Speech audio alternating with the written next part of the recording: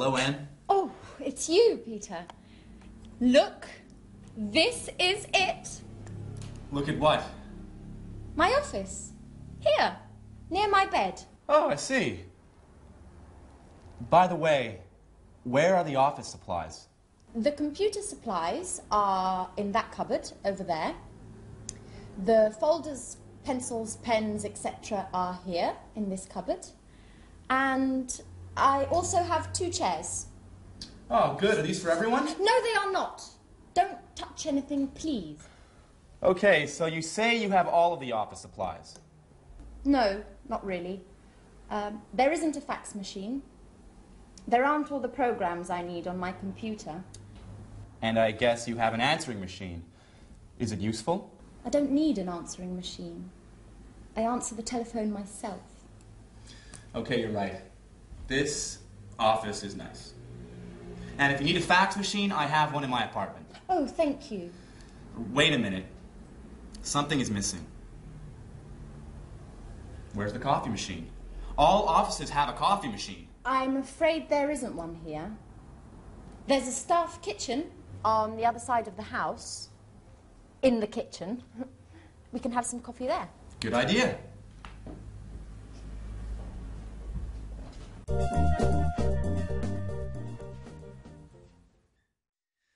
Hello and welcome back to English Today. How are you? Now, in that last episode of That's Life, did you notice that Anne described her office? And the most important thing for Peter was what? The coffee machine. Strange. Now, I want to look at the language that Anne used. She used there is a and there are some.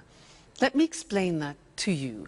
Now, if you have a single object, for example, like a glass, then we say there is a glass on the table, or there is a hat on the table, or there is a computer on the table. Okay? Now that changes when we have more than one object. Like these pens, for example. We say there are some pens on the table. Okay? There are some pens on the table. And therefore, in this example here, books, there are some books on the table. There are some CDs on the table. So you see how it changes. Now, let's go and look at that on the screen. You can see it written. So we said with singular objects, we say there is. The examples are there's a computer in Anne's office. There isn't a fax machine. That's the negative. There isn't a fax machine. There's a table in the studio, and there isn't a coffee machine, which Peter can't believe. Now look at the plural form. We say there are some office supplies in the office, and there are some pens and pencils, okay? And we also use that for the exact number of plural objects. So, for example, there are 2 chairs in Anne's office, and there are 4 pictures, for example, in her studio.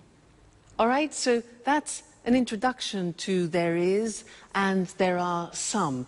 Now, in the next lesson, we're going to look at the difference between some and any, which is very important. So listen out for that in the next episode, and then come back here and we'll work on it. All right? See you later. Bye. Do you want milk with your coffee? There's a bottle in the back of the fridge. I prefer it without milk, but with some sugar. Oh, I'm afraid there isn't any sugar. Well, that's okay. Black coffee is good too. Do you have any of those great cookies? Oh, yes. There are some cookies over here.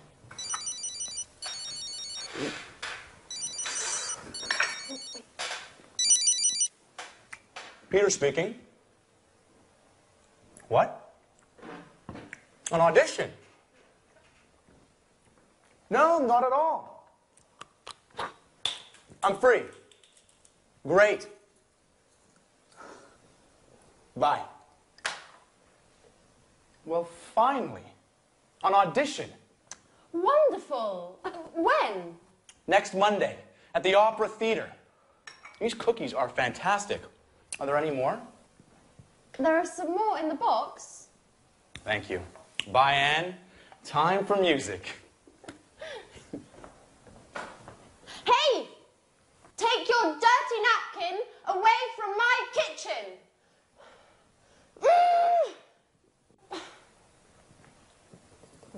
It's nice to have you as my new office neighbour.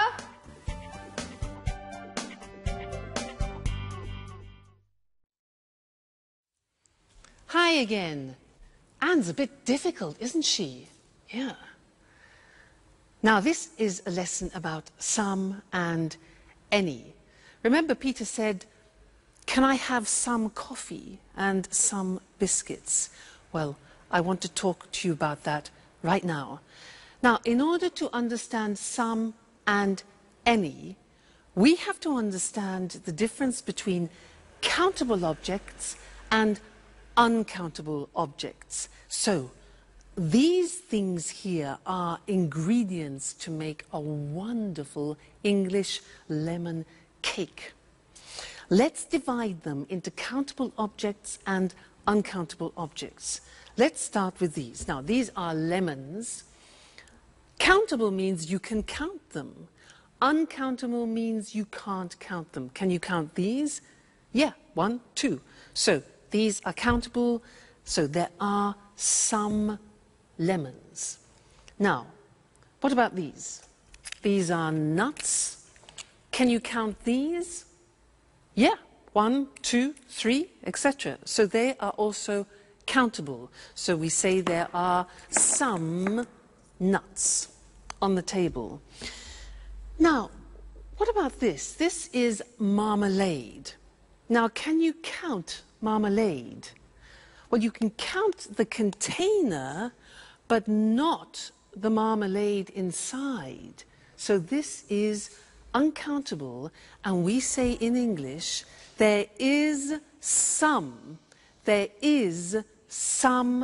marmalade. It's a singular verb. So we put it here, it's uncountable. Okay? Now, let's look at this. What's this?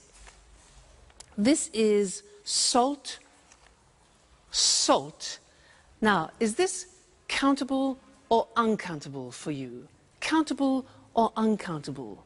Well, it is very difficult to count all the little bits of salt, so this is uncountable. We put it here, all right? Now, next thing, these two, eggs. Countable, uncountable, 1, 2, countable. There are some eggs. This here is spices. Spices. Now, these you can count. So we say there are some spices. What about this? Milk. You can count the bottle, but can you count the liquid? No. So all liquids are uncountable, and we say there is some milk. There is some milk. So singular verb. Put that there. Now, what have we got here? Butter. Butter. Can we count that? Well, we can count a packet, yes, but the butter inside? Exactly, no, we can't count butter. So there is some butter, we put it here. Good. Now, what else have we got? Flour. You know, flour we use to make pizza, to make cakes. Is that countable? Exactly, it's not countable. It's like salt, like sugar, like coffee. So we put this here, uncountable. And the last thing, this. What's this? Water. Is water countable? No, it's not. So water goes with the uncountable. There is some water. It's quite difficult, hey? Let's look at the screen to see that written. all right? And we will do a general summary. So we said countable objects in the plural. In the positive form, we say there are some lemons on the table. There are some CDs on the table. There are some eggs on the table. So that's countable. Now the negative is there aren't any. We use any. There aren't any cigarettes on the table. There aren't any biscuits. Important. Any for the negative. There aren't any magazines, for example. All right? Now, questions. Here again, we use the word any. We use any in the negative and any in the questions. So, are there any glasses on the table? Are there any books on the table? Are there any pens? All right, so some in the positive, any in the negative, and the question form. Good. Now, let's move on to uncountable objects. These ones here. The examples are, there is, singular verb, some sugar on the table. There is some flour on the table. There is some water on the table. Okay? Negative, again, we use any. We say there isn't any bread on the table. There isn't any wine, a liquid, on the table. There isn't any chocolate on the table. All right? Questions, again, with the singular verb and any. Is there any money on the table? Is there any pasta? Unfortunately not. And is there any beer? Okay? Now, I want to add one more thing to this lesson, and it's the words this, that, these, those. Let me explain. With one object, you say this CD when it's close to you. This CD. But when it's distant from you, far away, you say that CD. This, that. All right? We hear this very often. Let me take two. Plural. Now we say these CDs. When they're far from you, we say those CDs. Okay? So these, those, one, this, that. Let's see that on the screen. So, this book, plural, these books when they're close to you, and that chair, for example, and those chairs when they're distant from you. That's a big lesson, hey? There's a lot to remember. So we have some and any, countable and uncountable, this, that, these, those. Whew! You have a lot to do at home to study there. Anyway, no problem, because you're great students. So we'll meet again in the studio very soon for some more English. Take care. Bye for now. Work is so hard, guys. I wake up at 6:30 every day, have breakfast, and take the train to work. Every day. I know. I get up at 7, but I have a friend at work who usually gets up at 6. Why? That's too early. It takes him an hour to drive to work. Wow, that's a long drive. Yes.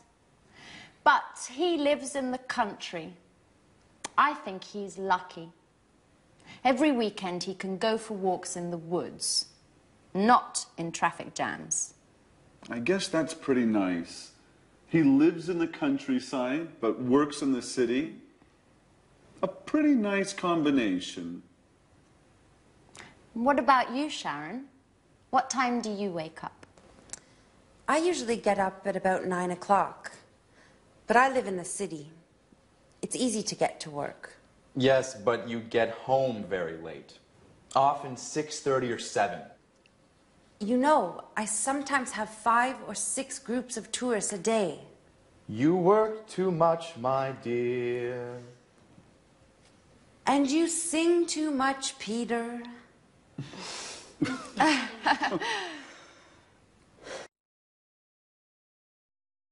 Hello again, and how are you?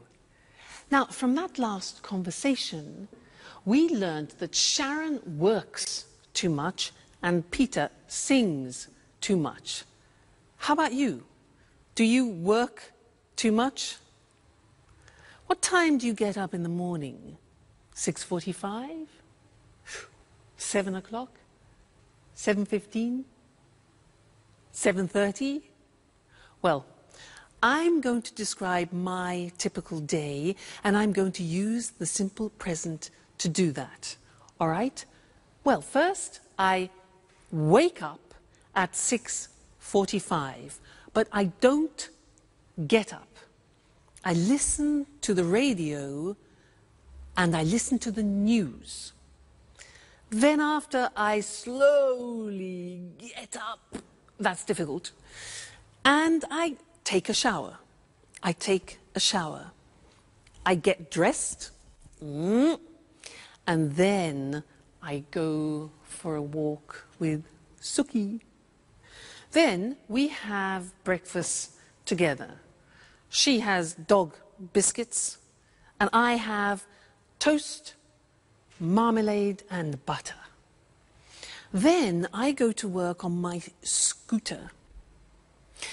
Now, my boyfriend has a different day because he goes to work at 8 o'clock at night. Remember, he's a jazz musician. Now, did you notice I said he goes to work? That's because with the third person we add an S, goes. He goes to work at 8 o'clock and he comes home at 3 o'clock in the morning because he plays jazz concerts. Then he goes to bed and he gets up at lunchtime at 1 o'clock. So we meet at dinner, which is, you know, we don't have much time together, but that's life. Now that was the simple present tense, and now we're going to see that on the screen. Very, very important, this grammatical form. So, I work, you work, he, she, it works, she works, it works, we work, you work, they work. Now, very often you forget to put the S on the third person, so I have another teaching assistant who will help you to remember, Mr. Snakes. He is here to help you remember to put the S on the third person. So listen, I work at home, you work every day, he works at night, she works in an office, it works all week, we work together, you work full-time, they work at weekends. So remember, it's not difficult, the simple present in English. I work, you work, he works, she works, it works. Don't forget, Mr. Snake, don't forget the S, the third person. All right? Good. Now, listen to the next episode and try and pick out words like often, sometimes, occasionally, because we're going to study those next. All right? Go and have some fun. Bye. Alice, I bet you don't wake up at 6 o'clock every day. Tell us something about your typical day at university. Well, I sometimes have classes in the morning, but I usually have classes in the afternoon. On Mondays, I always attend lectures in the morning. And where do you study? I usually study in the library, but I sometimes study at home too. When I don't have classes in the morning, My friend David also studies at your university. Do you remember him? David Leary? Yes, I occasionally see him in the library and sometimes in the park. In the park? Doing what? He likes studying there. He takes his books, finds a nice park bench and reads there. Not a bad idea. You can study and enjoy nature at the same time. Yes, I like the park too. Unfortunately, I often need books that are in the library. And what about lunch? Do you usually make sandwiches and take them with you? Oh no, I hate cooking. I usually have lunch in the cafeteria with friends. Oh, I do just the opposite. I usually cook lunch at home. I seldom have a quick lunch at coffee shops. Okay, guys. Stop with this boring talk. What about fun?